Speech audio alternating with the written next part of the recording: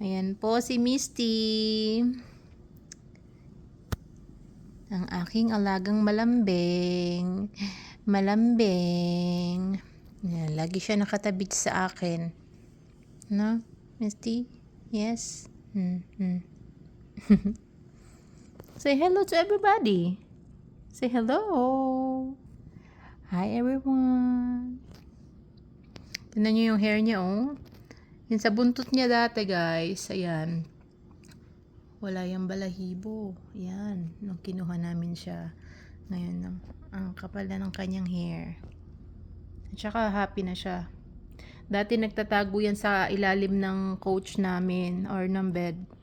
Ngayon hindi na. Tapos ano na siya, playful na siya. Lagi na siya naglalaro.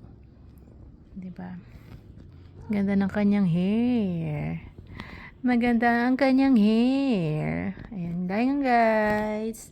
Thank you po for watching. Thank you po for watching. Hi.